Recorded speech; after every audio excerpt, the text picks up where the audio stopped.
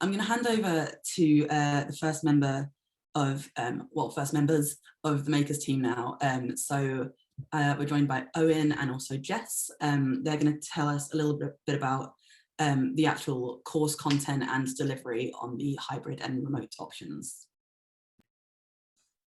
Hello, lovely to kind of meet you all. Let me share my slides and we'll get started.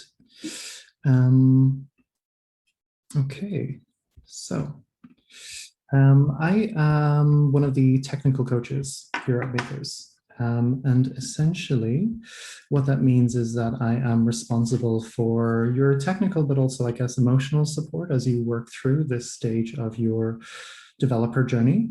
So I'm the pod lead for the coaching team that delivers the technical training for our Academy Bootcamp. And I'm spending a lot of time currently on the design of this hybrid course with another coach named Leo.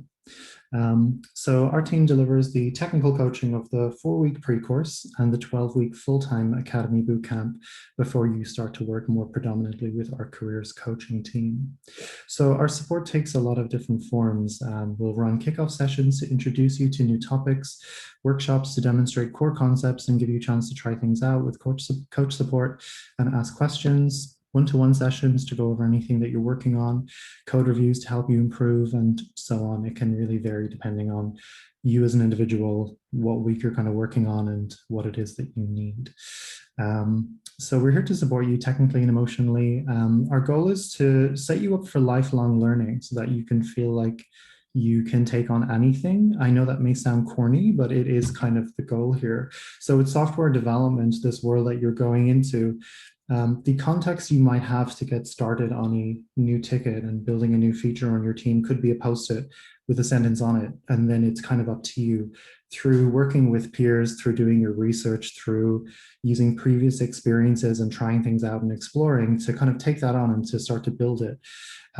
So this is the kind of thing that we want to get you doing from day one. So for example, we have our 4-week part-time pre-course, and the current pre-courses could definitely tell you about this, but they have so much debugging and independent research to get to do. And it can feel like a lot hitting the ground running like this. But it's an amazing way to kind of prepare you for the job. So the kind of thing that we might end up doing is not giving you a direct answer if you come to us with a problem, but we want to try to help you to ask lots of different kinds of questions. And we'll ask you questions too, to try to piece together where are the places we can look for information about this thing, what can get us to the next step, and try to set you up to building a developer process, building an approach so that you're kind of the own driver of your eureka moments. So it's quite a different setup to traditional education, but I think it's quite akin to what it's like to work as a developer on the job. So that's what we want to kind of get you ready for. So a little about our schedule and curriculum. I think all of this is on our website, so you may have seen it already, but it typically looks like 4 weeks pre-course part-time before starting on the full-time 12-week course. So each of the units of learning listed here covers 1 week of the course, unless it's mentioning 2 weeks otherwise. And what this will look like in the hybrid course, anything that you see highlighted in blue will be run on site and the others will remain remote. So this means that 50% of our full-time course will be run on site, with Fridays of these weeks remaining remote. So you'll be 4 days on site for the weeks that you are on site. So you'll get to experience each form of working as a developer, both in person and remote. So that means workshops, pair programming, one-to-ones, team projects, anything like this. You'll experience what it's like to do that in an office and while working remotely. So I think that most companies will probably move to a place where you have some kind of option or flexibility in where you are working. So it's quite cool just to get to grips with. The kinds of things you might do in one form of this, remote or on-site, finding out what are the equivalences, what can you do to remain working as efficiently and as kind of personably in either dynamic. So some of these project weeks will be on site, some of them will be remote. Same for the more traditional weeks where coaches are running workshops and there's pair programming. You'll get to kind of experience both of them, compare them yourself, learn how to make the most of each of them, and just to see, how is it that you work best? What are the things that you change? What are the things that you prefer? And you can kind of take away a lot of experience from that. So there'll be some differences in how our support kind of adapts when we return back on site. So these are some of the main ones that I tried to kind of whittle down. So our peer group, our bootcamp has something called peer groups. So this is typically groups of around 4 developers. What that means is these 4 devs are from your cohort, but just a kind of slightly smaller group. They come together for maybe a 30-minute Zoom chat in the mornings to check in, see how everyone is doing, talk about life, talk about what they're learning, share resources and support, and just kind of have that way to kind of start your day off with people who are going through the same journey as you, learning the same things, and just a lot of kind of support, and like peer support, specifically knowledge sharing. These kinds of things happen in this space. So I think that's kind of one of the most beloved aspects of the remote course. So peer groups will take a slightly different form for this hybrid course, and there is a specific reason for this. So instead of doing groups of around 4 developers, the cohort will maybe be divided into around 3 peer groups of maybe 8 developers each. So this could be between 6 to 8 developers, depending on numbers. So each time you start a new unit on site, you'll be assigned into a new peer group. So this means your very first week of the full-time course, you'll be assigned into a peer group of around 8 developers, and you'll stay with them for the first 4 weeks. So that'll be the first 2 weeks on site, and then the 3rd and 4th weeks remote. When you come back again to start this second unit back on site for the 5th and 6th weeks, you'll mix up a little bit more, stay with them again for 7th and 8th weeks while remote, and so on and so forth. So that this way you will get a chance to work with every member of your cohort, as learners already do. But the idea is that we can use these to partially reduce mixing of people. So what this kind of looks like is that our 3rd floor space, which pre-pandemic was maybe containing 3 different cohorts together, co-working, this will be kind of split into 3 separate spaces, one space per peer group. So you can kind of work together. I'll get into a little bit more detail around the safety measures, but you'll work together. You'll be able to pair with these members of your peer group for each of those 2-week sections that you're on site, work together in teams, and just have a kind of slightly reduced amount of like mixing of people for safety reasons. So still have that kind of same support. You'll be able to work together. You'll maybe spend a bit more time getting to know each other than you typically would, but you'll get to kind of mix up and take it from there each time that you are going back on site. Pairing will look slightly different. So typically in the fully remote course, you will pair with a new developer in your cohort every afternoon. With some exceptions, sometimes cohorts prefer to kind of change this a little bit to spend 2 afternoons. With the hybrid cohort, you'll spend 2 afternoons with the same developer before moving on. So what that means is Mondays, Tuesdays, you will pair with somebody in your cohort. Wednesdays, Thursdays, you'll swap over, do some pair programming with somebody else. And then Fridays, you'll be remote. So you'll be working with a 3rd member then. So you'll get a chance to kind of work one-on-one with each member of your peer group over that 4-week period before you swap over. With workshops, so the typical structure of a coach-led workshop, you'll have an introduction, you'll have a exercise when you might work in pairs or a group on an exercise with coach support, and then we come back together for a plenary, which is kind of like a Q&A, just to talk a little bit about the exercise, how it went, if there's any outstanding questions, and do some more kind of demos and just comparing approaches, comparing answers, these kinds of things. This may look slightly different with the hybrid course. So we're kind of exploring a few different options of tackling this. So what we want to do is try to make it as safe as possible while keeping the same level of like personable one-to-one support in a plenary. So if you have a question, you should be able to ask that question, and a coach will be able to take the time to answer it as best as they can, whether that's a live demo, some more discussion, another learner sharing what they kind of think about the problem, things like that. So kind of a potential alternative, which is tentative because we're going to test these things out and make sure it's the best experience possible, could be something like a staggered start of the cohort, maybe split into one cohort might start at 10, sorry, one half of the cohort might start at 10, the other half might start at 10:30. This kind of like change in starting a workshop would mean that we'll do separate plenary sessions. So we'll split the cohort in half so that there's maybe like 12 people in each. You can come to another space, ask questions, socially distance so you feel more comfortable, and then swap over. So everybody will get the same kind of plenary experience, but without feeling like you are amongst a full cohort of people, basically. So there's a couple of different alternatives. We're looking at that, but the kind of focus will be on safety while maintaining the experience that workshops already provide. Safety measures I'll touch on a little bit, and please do ask any more questions about it that you'd like to know about. But at the moment, we're kind of planning this with a view to following current government safety guidelines. So right now, like an office might look like socially distanced. There could be one-way systems, perspex screens to kind of have dividers between workspaces, hand sanitizer everywhere, wearing masks when you're moving between desk to desk, or if you're in a meeting room, things like that. So taking those kind of like traditional current government guideline restrictions and trying to apply them to the space that the learners will be in.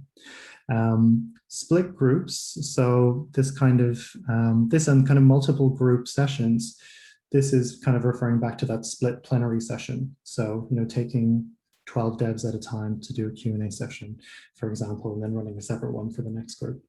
And it could be like a different thing, maybe a different set of questions comes up in the first plenary session, but because it's hybrid, we're still going to be using the kind of existing tools we're already using as well as what we'll additionally have. So we're going to be using Slack a lot, kind of getting documentation, questions and answers, examples, video walkthroughs, all of these things will still be available on Slack. So it's a hybrid, you'll have both. So if something was to come up in the plenary session that didn't come up in the previous one, you'll have access to that from your coaches. And of course, 1 day remote, which means it'll be a 4-day week on site, which I think is kind of a good split for a number of reasons, but it kind of gives maybe one less day of you having a commute, one less day of like mixing. You can kind of work with maybe more people on that one remote day, things like that. And yeah, that's kind of like a lightning shot view of what the hybrid course is starting to kind of look like. So the planning we're putting in now is kind of adapting with the developments of everything else that comes over the next couple of months. So this would be kicking off in August pre-course on site towards the end of September, the 20th, I believe. So things will kind of shift and change a little bit between now and then. But if there's any questions that you have about coaching and learning in the hybrid course, please do ask now. I may have an answer for you, or maybe something that I can take away and do a little bit of work on. Any questions? I actually had one question, Owen, while yeah. if there's anyone who doesn't want to be the first person, I will be that. You mentioned right at the start there that you're the pod lead. Just to like clarify, can you just explain like what that means in like the makers context? Yeah, that's a great question. Thanks for asking. So our coaching team is quite big because there are a lot of different things that we do. So our pod is particularly the coaches that take care of the technical delivery of this paid bootcamp. So at the moment, it's 4 technical coaches that kind of work together to support all of our devs across the paid bootcamp. So typically when you start a new unit of learning, you'll have a lead coach that kind of does your kickoff, runs your workshops. They'll check your like weekend challenges to offer you feedback, check in with you, things like that. And then a coach might stay with a cohort for 2 weeks before we kind of swap over. And that's kind of how we typically run things. So me as pod lead, I kind of oversee the running of the Academy Bootcamp. I've been technical coaching for 2 years, so I'm still technical coaching and still, lead coach for different cohorts that start. But there's kind of a lot of different forms of support that are in place for learners that kind of need to stay running smoothly. So for example, around week 5 of the full-time course, we'll tell you a little bit about external process reviews. So something I mentioned earlier was that we want to kind of equip you to be able to break down problems yourself and to find error messages and to find research and to kind of push yourself forward through blockers that you have. So from around week 5, we'll encourage you to start taking external reviews where another developer observes your attempt at a challenge, and they give you feedback on things like test-driven development, problem solving, like design, things like that. So there's a lot of different things that come together to give you the support that you need to push you forward, and just a pod lead means that I kind of oversee that. Cool, thank you so much. That's handy for me to know generally, actually. So yeah, no, thank you for me too. It's quite recent, so I've never had to actually answer that before. So it's a good question for me to think about. I'm getting some questions via direct messages. So someone asked, do any of the lectures take place live on the hybrid course? Oh yeah, so I didn't really go into a lot of detail about this, so thank you for asking. So the idea is that, the idea behind a pre-recorded intro is that the introduction rarely kind of deviates from the core thing that we're going to demonstrate, right? So we have core workshops that we've been running for like quite some time, and different coaches have different styles and things like that. But the idea behind the introduction is that it's fairly like similar each time. So we want to demonstrate a core concept to you. We'll tell you a little bit about, we're here today to learn process modeling. Here's some examples of somebody is visiting a website. Let's model that process and talk about like the network requests that are happening behind the scenes. So we'll demonstrate the thing that you're there to practice that day, and then you kind of split up to work on that yourself. It's in those sessions where you're working on something with pairs and with teams that the questions come up, because you learn by doing, right? So that's why we have you kind of tackle it head on as soon as you can. It's in the kind of pairing session and in the plenary that most of the questions come up, and that's where there is deviation in what the session needs to provide for you.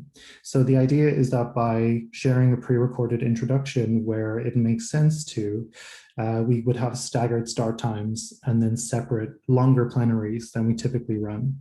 So we would kind of offset a video recording by giving more time for like the plenary session for the one half of the cohort or whatever it is.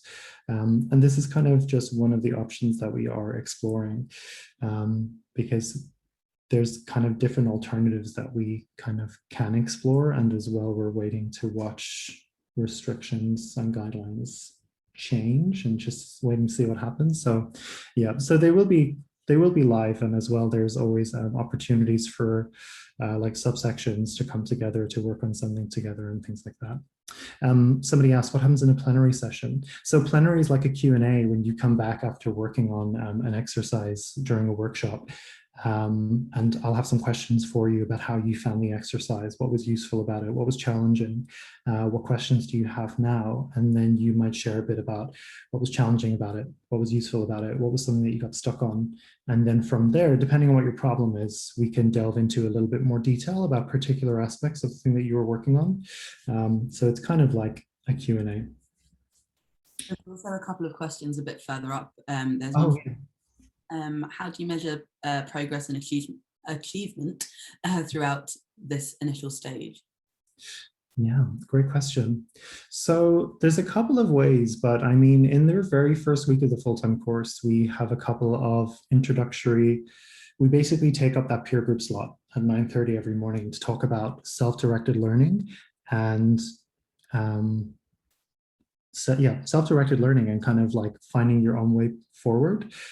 So this is something I remember I need to send Haley to share with you later. What is self-directed learning and what does it look like at Makers?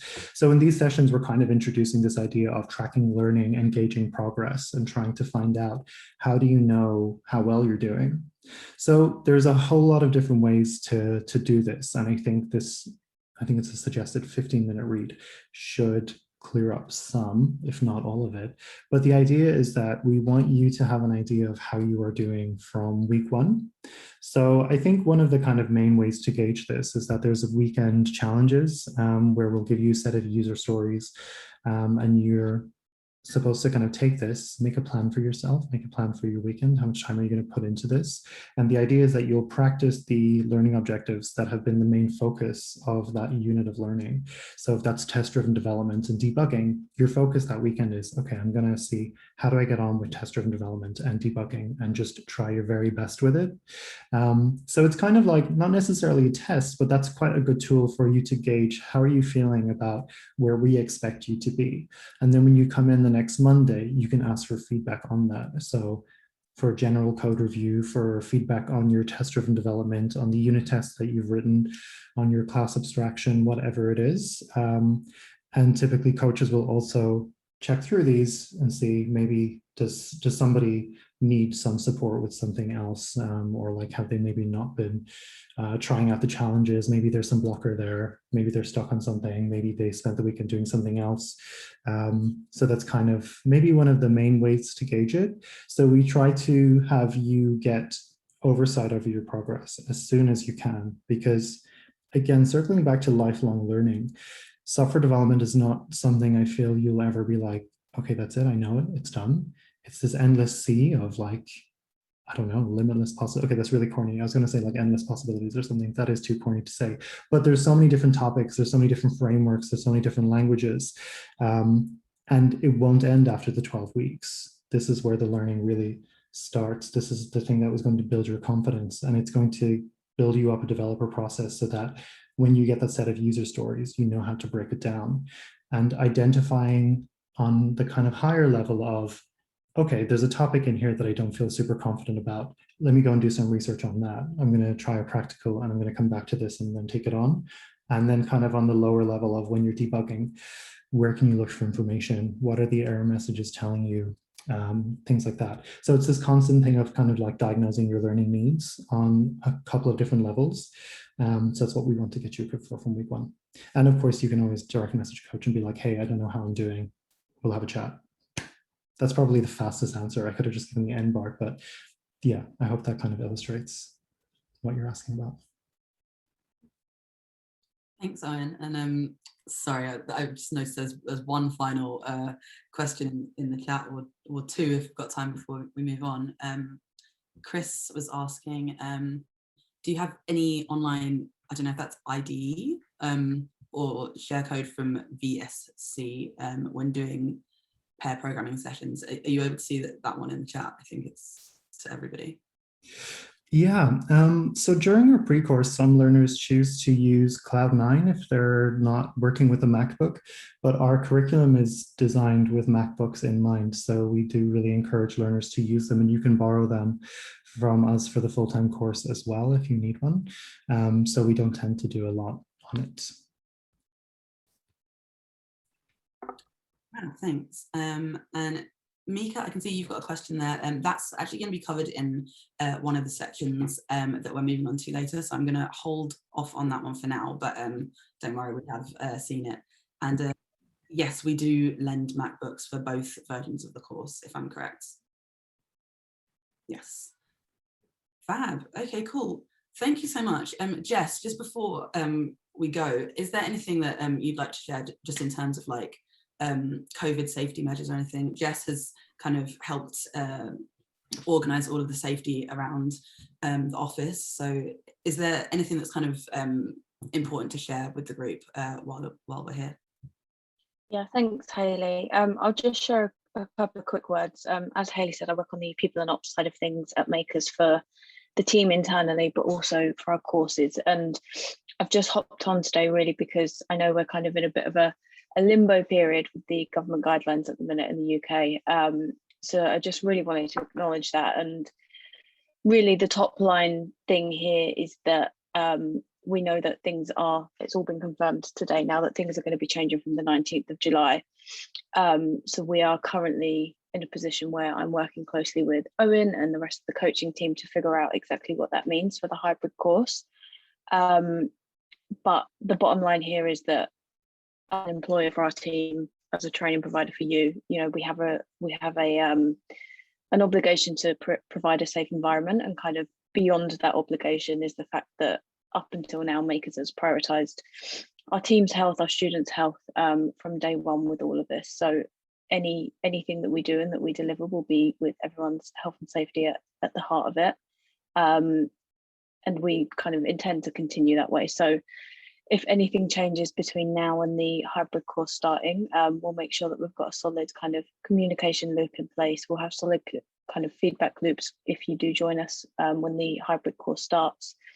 So yeah, I just wanted to kind of drop that note in there to reassure anyone who might be worrying about it becoming a bit of a free-for-all from the 19th of July, because I know that there's quite a few people on the team who were kind of in that boat as well. But yeah, like Hayley said, if there's any specific questions on health and safety or what it looks like, things like that, please feel free to shout out with them or pop them in the chat or follow up with them afterwards, and I'd be more than happy to answer them. Cool, thank you so much, Jess. Yeah, like obviously I know that everyone's kind of stance on how you feel about going into the office or just the kind of whole situation in general can be quite a personal thing too. So as we mentioned before, anything that you'd rather us kind of get back to you on later after today's event, just reply to our follow-up and we can get the right information to you. Okay, I don't think there's any in the chat, so thanks so much, Owen and Jess. We're going to move on to Rachel now, who's going to share a little bit about the very start of the course, the whole application process, how her team kind of helped coach you from submitting your application all the way through to kind of day one of the pre-course. So yeah, Rachel, over to you. Thanks, Hayley. Hi, everyone. Hope you're all well. Yeah, so like Hayley said, I'm Rachel. I work as a course manager here at Makers. I have a colleague called Joe as well, so you might come across him if you're also applying to the course. But we work closely with the admissions team to sort of help you through your journey. So you may have never coded before, you might have tried a little bit of coding before, and you're thinking about joining a bootcamp. You're probably going to talk to myself or Joe at some point on your journey. We're here to guide you. So if you do decide that you want to join Makers, there's an application process that you sort of have to go through. So Ruby is one of the languages that we use on the course. So when you're preparing to join us, we ask you to complete some Ruby resources. I will link them in the chat afterwards. But yeah, if people are interested, the first one is on Code Academy. So we ask you to complete the course called Learn Ruby. It should give you like a basic overview of Ruby as a language, and yeah, get you started really on your sort of coding journey. And then the second thing that we ask you to have a look at is Code Wars. It's another online platform, and it's got different coding challenges on there. So we ask you to complete a certain number of katas to get you to 100 honor, which is their like points-based system. So those two resources are going to help prepare you not just for like the start of Makers, but also for sort of your like interview with us. So your interview with us is, first of all, starts off with an online coding assessment. So once you've done the resources I just talked about, we send you a link. You'll have like an hour to complete it. It's like a recorded online session. So we do get to see how you break down the problem, what resources you might use. You can use Google. We don't expect you to know everything. So you can sort of like use additional resources to help you solve the challenges. And then this will be followed up by a sort of like phone interview with our sort of admissions team. They'll be able to sort of like review your online coding assessment and ask you a few questions about sort of like why Makers, like what brought you to Makers, why are you interested in sort of like a career change or getting into becoming a software developer. So I'm here, Joe's here to sort of support you on that journey. It can be quite scary. So yeah, we've talked to sort of like hundreds of applicants in your sort of same position. So yeah, if you have questions along the way. Hopefully we should be able to share tips and help you along the way. But yeah, happy to answer any questions that anybody might have now, or I'll be around at the end to sort of answer general questions. So yeah, happy to pass over to Toby if he's here, and he can help talk to you about the sort of next stage. Hi everyone, I'm Toby, one of the career coaches at Makers. I hope you're all having a fantastic evening so far. I'm just here to talk to you a little bit about the career coaching support that we offer on post-course and what you can expect after you finish the bootcamp. So to start off with, we offer a variety of different workshops. We offer consolidator workshops for individuals who may find that they finish the course and they've tried to absorb so much information that they need to take a little bit of stock and go and look over certain things again, and that's okay. That's exactly what those workshops are for. We also offer access to all the workshops that have occurred on course. You can, as a job hunter, also attend those again at any point. You also have continued technical support through the coaches from the bootcamp on post-course as well. The main chunk of your time will probably be spent applying for roles, and we also have a set of workshops that are geared specifically towards that, focusing on anything from networking to CVs to cover letters, as well as how to find jobs, which is a whole nother ball game, but it's hopefully great fun once you get good at it.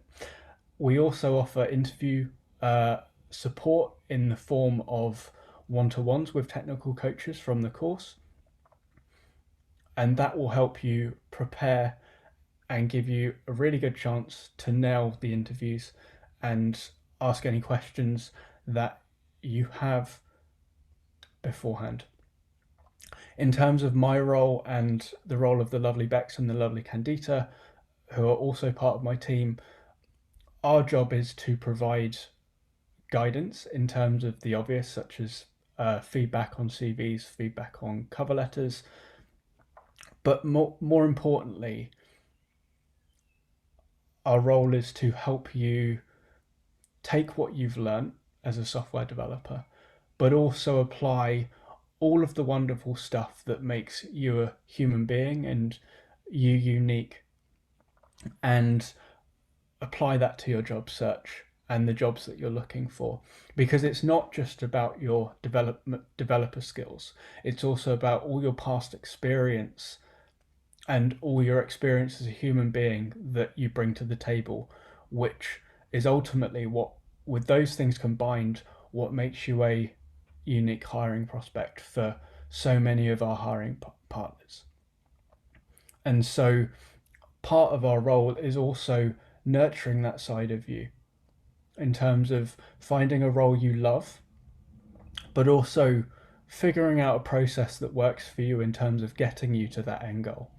Because we're aware that everybody is different at Makers. Everyone has their own unique way of doing things. And so our role is to help support you figure out how you're going to do it in a unique way that suits you. And as part of that process, that could take many forms. That could take the form of time management and how you spend your time, how long you spend coding each day, how long you spend applying for roles, and balancing that, but also really focusing holistically on your well-being, because you can do all that, but it's a lot easier to do that in a really positive headspace, as I'm sure Dana will agree, and all the other coaches as well. So we're there in summary just to support you, not only in terms of doing the job stuff, but also we're there to support you in your journey to uncover what you want to do, but also uncovering your unique way of going about it, and ultimately finding a job that you love. Thanks very much for your time, and I hope you have a wonderful rest of your evening, and I look forward to hopefully working with loads of you in the future. It'll be really exciting. Have a lovely rest of your evening. Thanks for your time. Bye. Say thanks, Toby, wherever he is.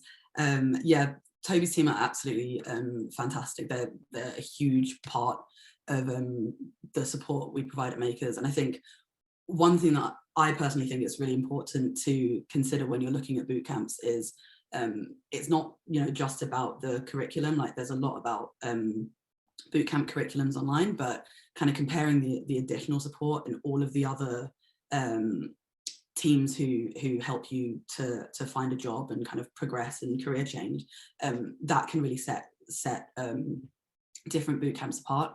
And I think that the service they provide, I mean, obviously I'm biased, right? but having seen the work that they really put into helping students is really great. So yeah, I just wanted to give a little shout out to their team there. Okay, cool. So the next person we're going to meet this evening is Dana. Dana, are you online? Yes. Hi Hayley. Hi everybody. So good to be here with you tonight. Yeah, thanks for that, Hayley, and also Toby. So yes, my name is Dana. I am the Chief Joy Officer at Makers, and I'm just going to share a little bit more about how we support our learners on their coding journey. So yeah, I'll share my screen with you. Bear with me 1 second.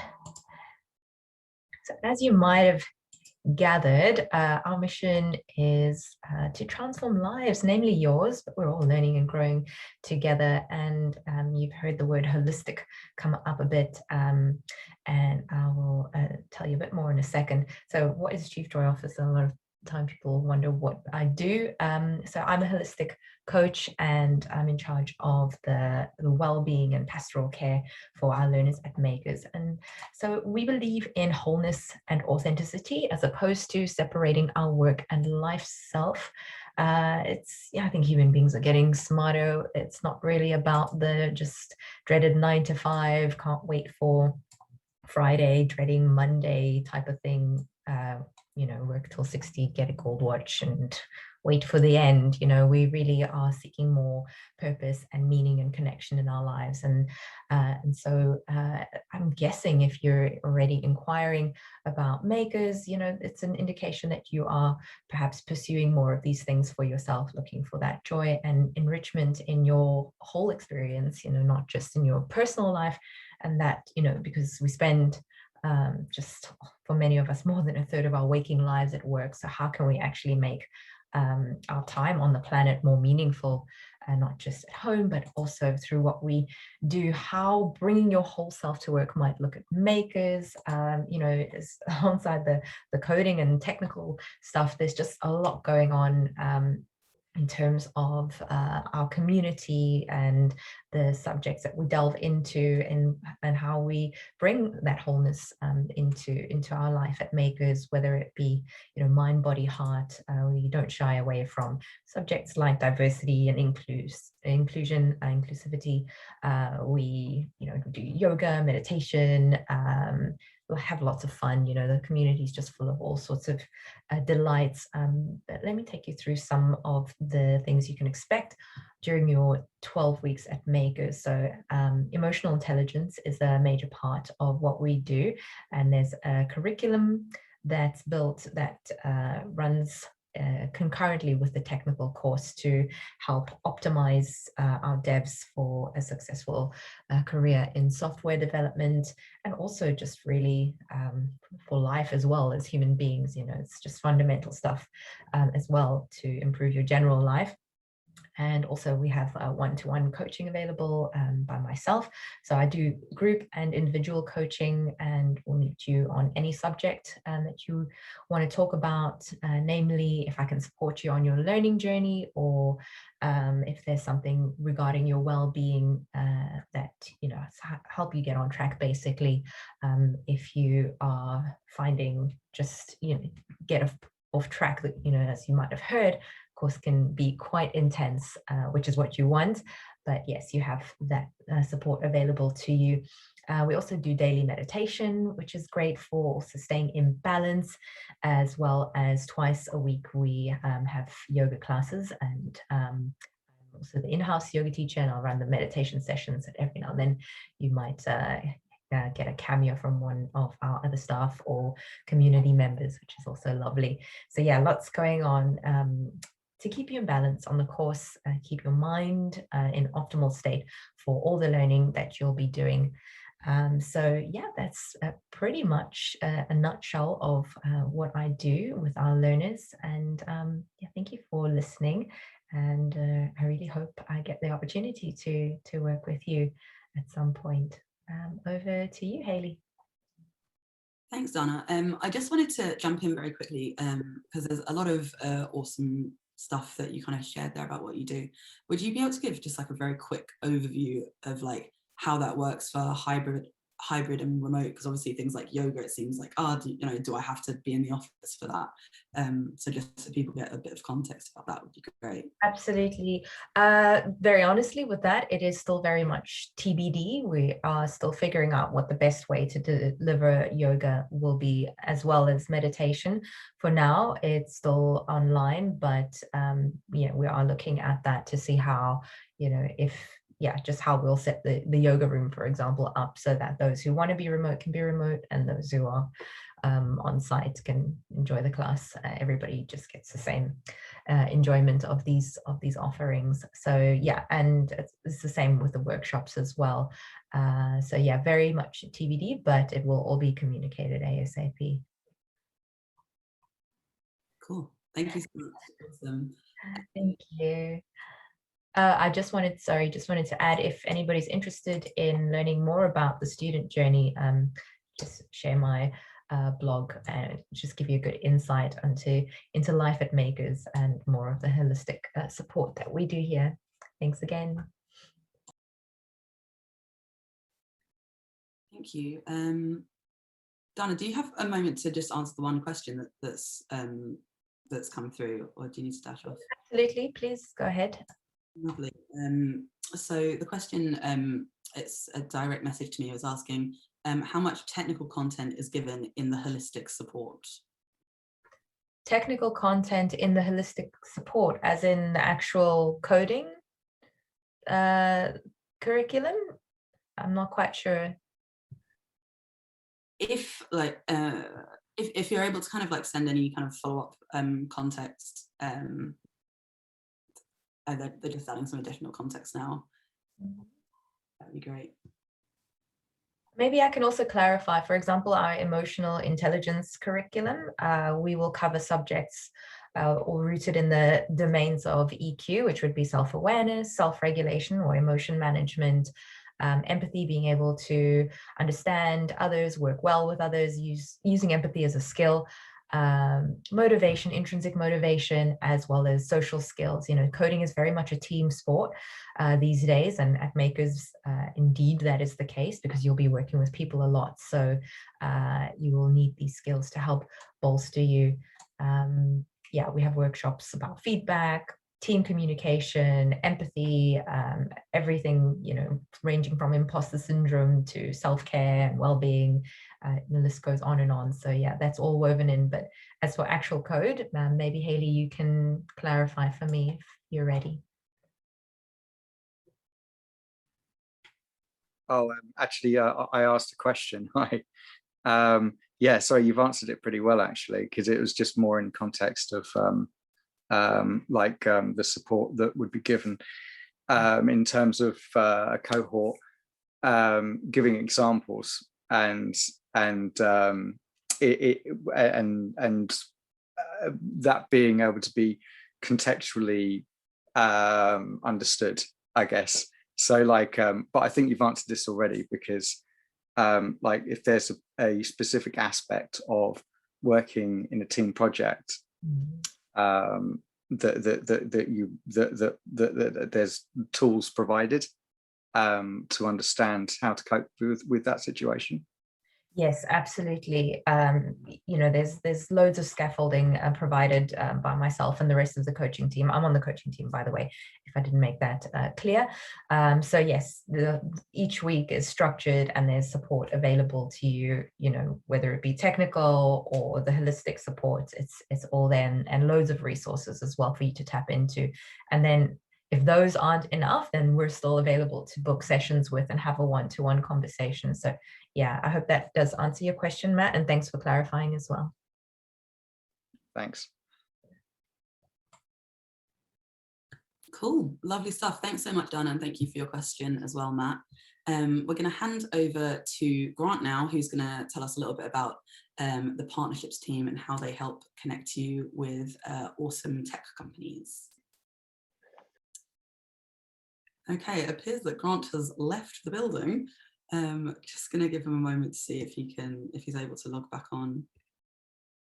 If not, we might loop back around him in a bit and move on to the next person. Hayley, while we're waiting for Grant, can I answer the question that Mika put in the chat, if we've got time for that? Yeah, of course, that'd be great, thank you. Just a quick one. So Mika, do you support applications from people with visible and hidden disabilities and with an introverted personality? I mean, we definitely, you know, most makers tend to be introverts, and only like really the minority, always in one or two extroverts in a cohort, the rest are introverts and ambiverts. So definitely that it's the right environment. With regards to visible and hidden disabilities, I would highly recommend that you do mention this already at your application stage, so that we can liaise with you and try to plan so that by the time you do arrive, everything's already set up, and that would be just really on an individual basis to understand your needs. So as soon as you can, let us know and we'll see what we can do to help you. Thank you so much for that answer, Dana. Yeah, I think like as with everything at Makers, like we want to have a conversation with you to know, you know, what your needs are and like how we can best support. As you know, even if we don't have something in place right now, we can make sure it's in place for you know, when you join the course. Yeah, there's always. Hi. Oh, hi, yeah. Hayley. Sorry, everyone. Just as that happened, my internet dropped. So, and I think it's my son who's pulled a cable. So rather than try and plug it all back in, I've just dialed in from my phone. So apologies if you can't see me. It's Grant here from the partnerships team, and so sorry for the disruption there. My son has a way with doing things at right at the most crucial moment. Just introducing the partnerships team. So we're here to look after you and complement your job search. So basically what our team do is we work to encourage big, large employers to come on board and hire multiple makers. So we work with them to help them understand all the wonderful training that you've been through.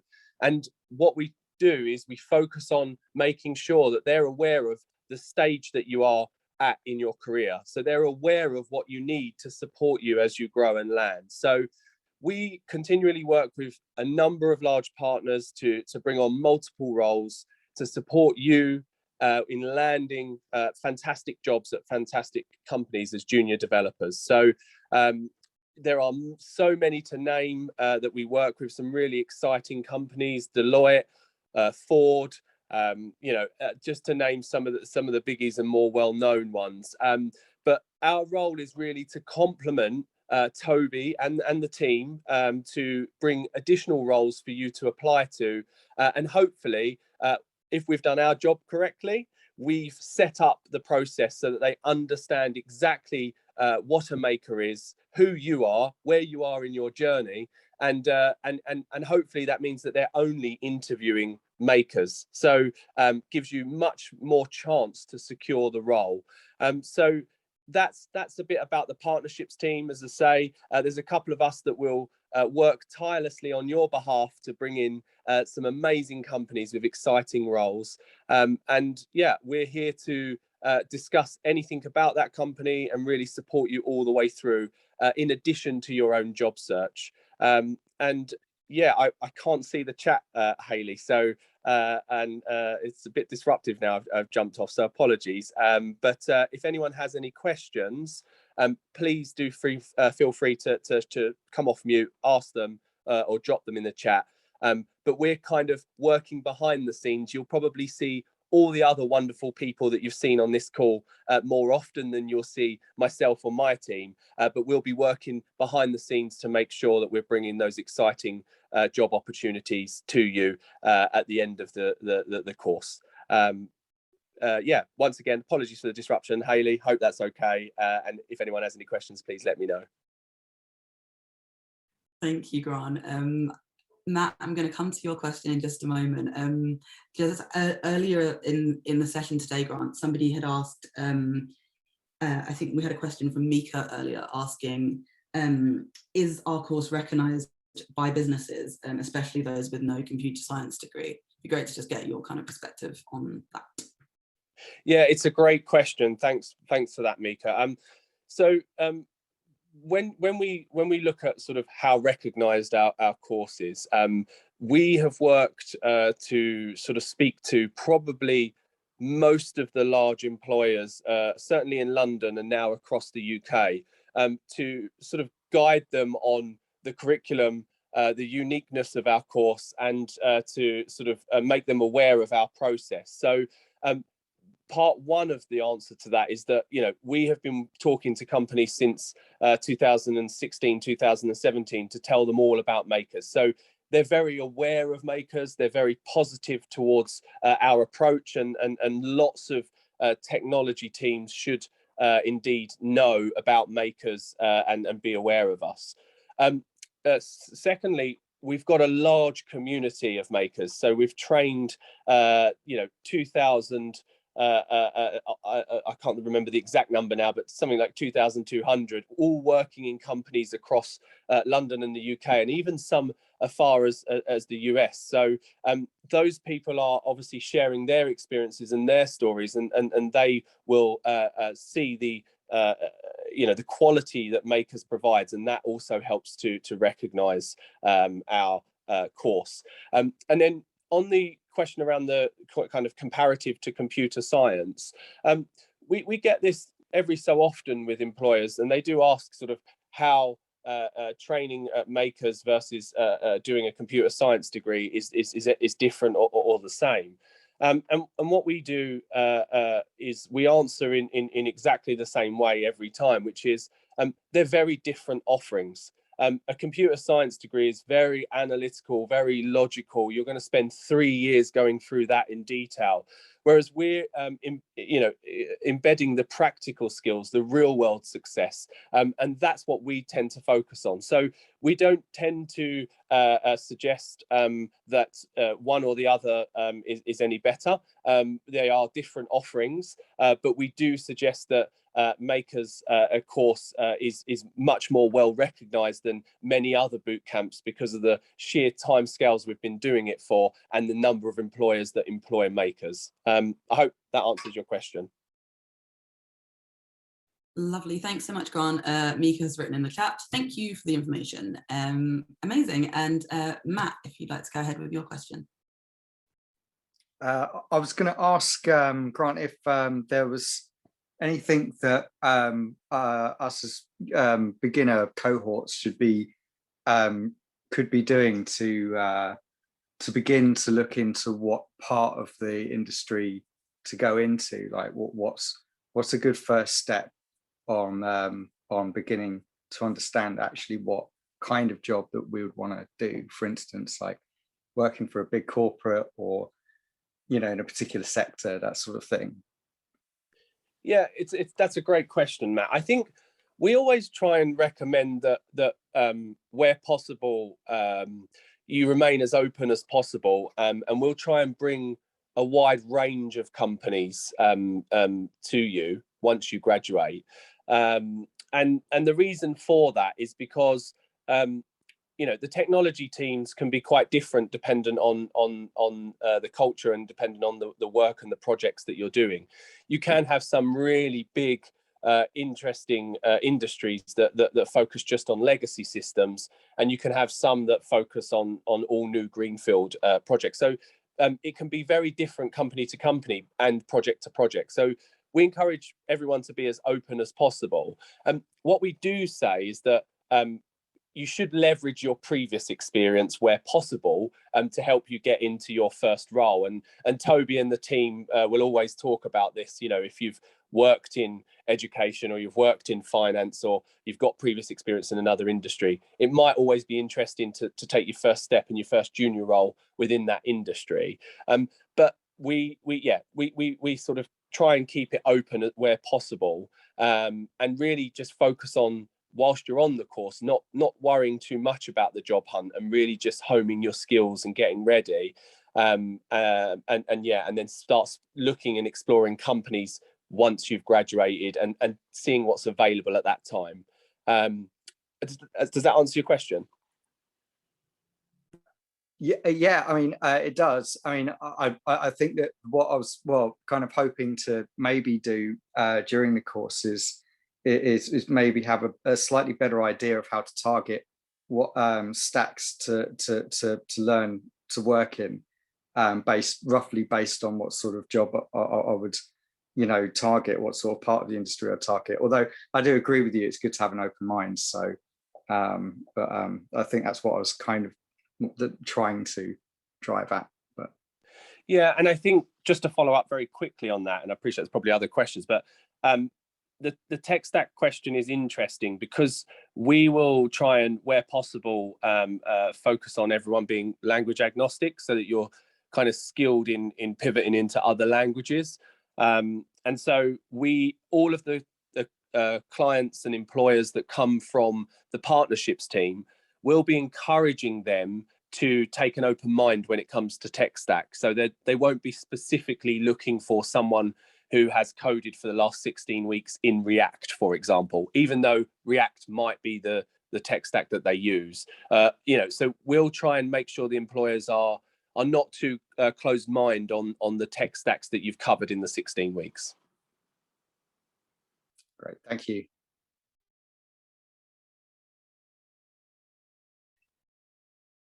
Okay, great. So I'll give it a minute to see if there's any other questions specifically around kind of employment or hiring. Yes, there's one that's just come through. So Grant, the question's asking, how long after you graduate is the careers support process? Is it for as long as it takes, or is there a cutoff? That is a great question. And as you read it, the final part, or is there a cutoff, seemed so mean. And for that, on that basis, and on our whole approach, here at Makers, I can easily answer that is not our approach. Our approach is to support you as long as we can, or as long as it takes. Hopefully it won't take too long, but certainly the job support is there, in conjunction with you putting time and effort in as well, for the foreseeable, to get you that first job. So we don't just sort of say, if you don't get a job in 3 months, you're on your own. Not at all. Some people really do want to focus, and back to Matt's question, some people do really want to focus on a particular area or industry that they've just been really passionate about, and sometimes that can take a little bit longer to secure a role, and we're here to sort of guide you on that process and support you all the way. So great question, and no, we certainly won't drop you in 3 months. Lovely, thank you so much, Grant. I think another one's just come through. Yes, Michael's asking, will it involve us creating a CV and providing it to Makers to reach out to the employers? Another great question. So Toby and the team, Bex and Candida, they'll work with you to support on the CV and GitHub profile front. So that will all be within the team there. What we encourage is, once you've got that set up, we'll have an internal jobs posting platform whereby all the roles that come through partnerships will be posted and you can easily apply through our internal system. So it's all set up to make it really easy. Sometimes jobs are, not formally signed off jobs straight away, and a handful will reach out to everyone through Slack, and we'll sort of ask if people are interested before fully signing off. But everything will be done through Slack and through Hub, and you'll have full support through our internal systems. So your CV and GitHub profiles will be created throughout the job hunting process, and we'll leverage that to support and secure roles with employers.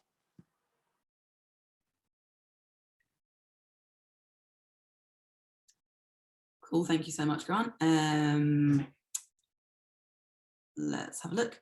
Yep, I think the next couple of comments are just saying thank you for sharing the information. Cool, that's great.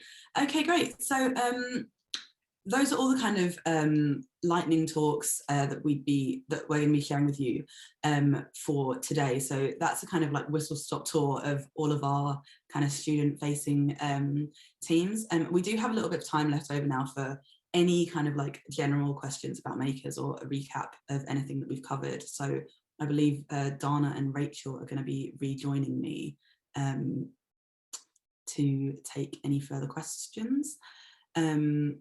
Cool, so yeah, I'm just going to basically pass it back over to you guys.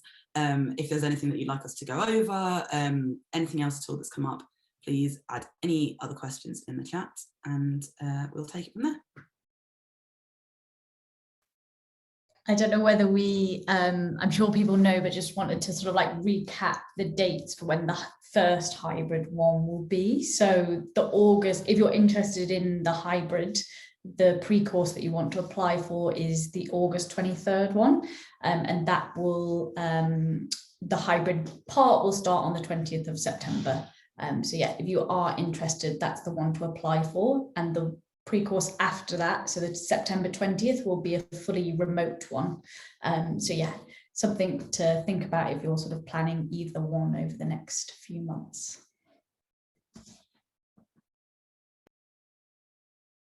Matt, you're asking about the sort of hiring of the MacBook. So if you do go through our application process and you get offered a place, we send you a form to fill out, which just has a couple of details for sort of like insurance policies. So there's no cost to borrowing a laptop.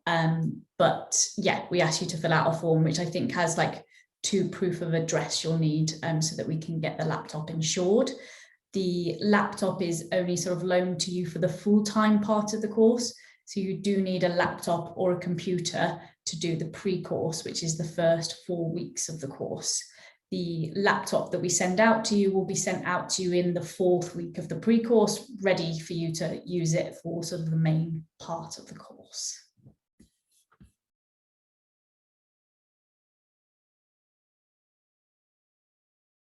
I'm just going to go to the next one from Alison. How long does the application process take? So it does depend on whether you've done any coding before or whether you're brand new to coding. But the Ruby resources that I mentioned earlier can take sort of 2 to 3 weeks to complete. And then the process of doing the online coding assessment and having a phone interview might take another sort of week or 2. So it could be, you know, between 2 and sort of 6 weeks. So we would advise you to apply, you know, at least sort of 6 weeks before you sort of hope to join a pre-course, or even longer if you do have more time. It just gives us more time to sort of support you through the process. So hopefully that answers that one, Alison. Do sort of like let me know in the comments if I haven't answered your questions and we can sort of go back to it. I'm just having a look at the one from Michael. Will our MacBook version be important? I have quite an old one, a 2011 one. And Michael, I will have to check with the coaches. I don't think it should be a problem, but perhaps I can drop you an email when I ask one of the coaches about that. I'll just have a look at the next one.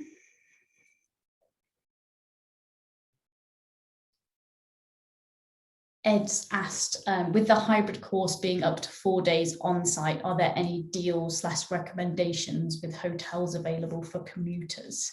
I haven't been asked that question before. I guess the hybrid course, I guess, is still mainly based for people that are London based, so that wouldn't have to commute.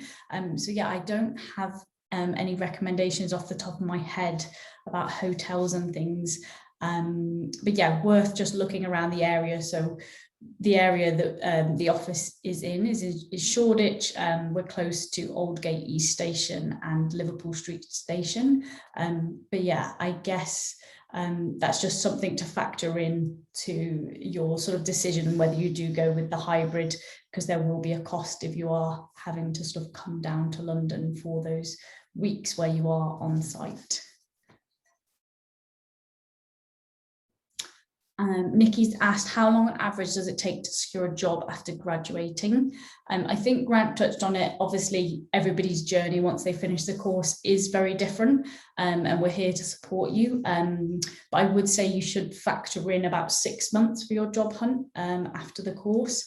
But yeah, everybody's going to be different. Some people get a job after a couple of weeks, a couple of months, but yeah, up to sort of 6 months, you need to sort of be factoring in to yourself. Rachel, I'm happy to answer the question. I've managed to work out how to get the chat open on my phone now. So from Che around age, I just want to say that the answer is no from any of the partnerships that we work with. We wouldn't work with an employer who would look at age as a factor for whether they take someone on or whether they don't take someone on. So certainly that's something that we would not take kindly to. I can't speak for direct applications, whether they would do that. They shouldn't do. But yeah, I would just wanted to recommend that we've had people on the course from lots of different ages, you know, in their 50s, you know, and different ages down to, you know, 19s, 20s. So we don't look at age. We wouldn't take that into account for an application. And we certainly wouldn't work with any employers who, you know, use that as a basis to judge who they would take on. So hopefully that answers your question. Thanks, Grant. Yeah, it definitely is a question that we do get asked, but yeah, I think you've answered that nicely. So Camilla's asked a bit about sort of like the interview process. Will we be expected to answer all the Code Wars challenges correctly, or is the interview about seeing how you work out the problems, or both? So yeah, we've got the online coding assessment, which does look similar to Code Wars. So your first interview with us won't be on Code Wars itself, but the challenges will look similar to a level 8 Q kata, so KYU kata. So if you have been on Code Wars, the challenges are going to be most similar to a level 8 kata. So that's what we would ask you to sort of practice on, are the level 8 ones. You don't need to be trying level 5s or harder challenges. And yeah, when you're doing the online assessment, we're going to be looking for both things really, how you solve the problem. So the online assessment is recorded, so we can see how you're breaking down the problem. We encourage you to use something called pseudocode. So it's where you break down the problem into sort of like English rather than sort of like coding terminology, like how am I going to solve this problem? So we encourage you to do that on the online coding challenges, sort of write in comments about what you're thinking and your process that you're going to go through to solve the challenge. And we also look at sort of what resources you might look at. So if you do use Google, we'll be able to see what resources you open. So yeah, we do want to see a process. If we just see an answer go straight in with no sort of like working out or like process, in the follow-up interview, we'll be asking you to explain your process further. If we don't think that you're technically quite ready, we'll give you some feedback, and you'll have another chance to interview. I don't think I mentioned that before, but we would ask you to go away for 2 weeks, work on something specific, and get you to do a sort of another coding assessment. Hopefully that's a bit more clear. Matt's got a question. can I use a Linux OS for the pre-course? Owen seemed to suggest we needed a Mac. So Matt, for this one, if you're sort of familiar with Linux, you can use it. For those that aren't familiar, we would suggest using, I think Owen mentioned the Cloud9, but yeah, if you're familiar with Linux, you could use that for the pre-course. What qualities or attributes are you looking for in a Makers applicant? What behaviours usually lead to a success in the bootcamp? Thanks, Dee. That's a great question. Just somebody that's, you know, motivated, interested in coding, you know, has a passion for sort of changing career. So yeah, definitely do your research, you know, find out about Makers. There's lots of great blogs online as to why you might want to choose us. So yeah, definitely have a look at sort of what we have on offer. And when you do apply, we have a motivation letter. It doesn't have to be super long, but you've got like a couple of paragraphs where maybe you can explain what's got you interested in Makers, what coding you might have been doing. So yeah, we're just looking for sort of people who are excited to sort of get into coding. And yeah, we're here, I guess, to support you on the rest of that journey and what that might look like. So hopefully that answers your question, Dee. James has asked one, will we be notified if we've been unsuccessful with an application? Can we then reapply for a future course? So yeah, you'll definitely be notified. So after the phone interview that you have with someone from admissions, they will tell you on that call whether you've been successful or not. And if you haven't, they'll give you the next steps. We ask you to go away for at least 2 weeks before having another interview. If you then subsequently don't pass another one, we would then be asking you to go away, I think it's for 6 months, before you could then start the whole application process again.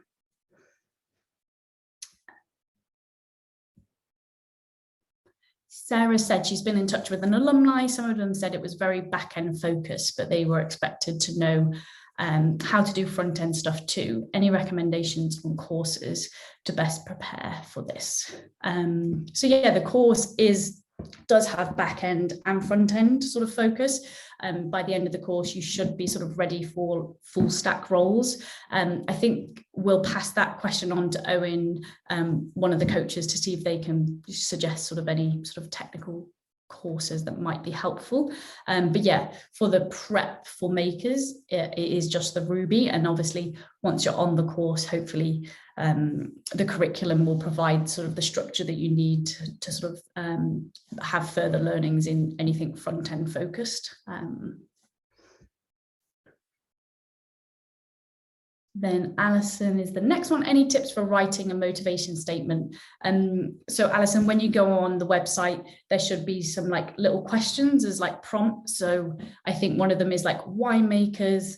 Like what coding you've done in the past, like are there any little projects that you've done or any online courses that you might have started? You don't have to have had vast experience. It's just a chance for you to tell us a little bit about yourself. So yeah, don't worry too much about it. We do follow up an application with a call with myself or Joe, who I mentioned earlier, so we'll be able to sort of probe you if you do have any more questions. Thanks, Rachel. You rattled through all of those. I just popped the blog in the chat that was to do with motivation letters as well. Dee has asked about, are there any previous skills, experience, or competencies an applicant would need to display in an interview? So I guess the Makers interview isn't like a traditional interview that you might have for another job. So yeah, we don't have any requirements for sort of like previous skills that you need to have had, you know, A-levels, GCSEs. I guess we're looking for like good communication. We do pair programming, which Owen sort of explained on the course. So being able to talk about your code is really important. So in the follow-up call, we might ask you to sort of run through how you worked out a problem from one of the online coding assessments. So we are looking for you to break down the problem. I guess another skill we're looking for, when you do write code, you often refactor code. So you might make it shorter or more efficient. So when you are doing the online coding assessment, having a look at your code, can you make it more efficient? So always having that sort of thought process going through your head. So we would be looking for you to do that as well. If you did get to that point, we send you tips on what we're looking for, because obviously this is a lot of information that we've done tonight. So yeah, if you do get invited to do the online assessment, we do send you like a tip sheet on what we'll be looking for. Yeah, definitely. I think what you said there about it not being kind of a classic interview, like we're not trying to catch anyone out, right? It's a lot about getting to know you, like communication skills. It is just a huge part of it. But yeah, the kind of application process, it's almost like the anti-interview, because you know we want to help support you get onto the course. So if there's something that you know the team do want to see that they'd like to see a bit more of, like we'll let you know and kind of like give you the resources to like go away and improve those things, then come back to us. Yeah, definitely. Yeah, I'm not trying to catch you out, but yeah, because the course is is quite intense in its nature. You do have to, I guess, have a small sort of foundation to sort of build off, and also, yeah, try and code. You need to make sure that you enjoy it and it's something that you're sort of ready to sort of commit 4 months to doing Makers.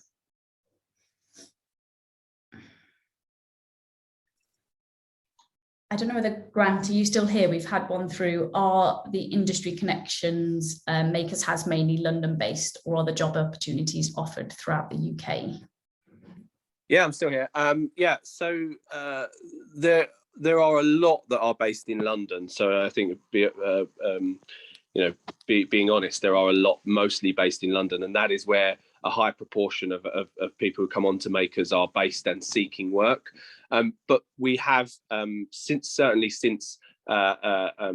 going fully remote during the COVID pandemic, have had increasing numbers of students wanting other areas, and we've built up connections across some of the major hubs across the UK, and we have a number of employers across different towns and cities. So we will work to support anyone who is across the UK is looking elsewhere. The more sort of options that come available are within sort of Manchester, Bristol, those sorts of areas. We even get Belfast, and we've even got as far afield as the US. So we do get lots of different locations inside and outside the UK, but predominantly the majority of the roles will be in London. However, we will support people, of course, outside of London, and we're continuing to build. And then secondly, a lot of the bigger clients that we work with have different sites and different offices, and that's where we're able to support and place people across the government and different clients that have offices all across the UK. So yes, we can help you. We do have other locations, but I won't lie and say that there's an equal split across the UK. I think one other thing to add as well there is our community manager Tommy has also been working really hard to try to keep students connected who are from the areas like outside of London. So everyone kind of stays on our Slack platform, after you've graduated, and a lot of people find jobs sort of through word of mouth and chat that happens within the Slack environment. And he's set up groups for like, Bristol Makers and, Cambridge Makers and stuff. So it's also great that you'll be able to kind of join those if there's one for your area and see, if people there have any connections to either their own company or others around that they know are hiring. So it's really kind of good to be part of those networks too. Okay, lovely. I think we've reached the end of our questions today. Thank you so much, Rachel, for running the Q&A session. Thanks everyone for joining. It's always nice to kind of have these sessions with you all and take your questions. as I've said multiple times, if there's anything that we've not covered, just drop us a message back when I send the email out to you all tomorrow, and we'll try to get the answers for any of the bits and pieces that we've not been able to answer directly. But yeah, we're going to sign off now. So have a lovely evening, and hopefully we'll see some of you either on the hybrid course or the remote course very soon. So yeah, thanks guys. Bye.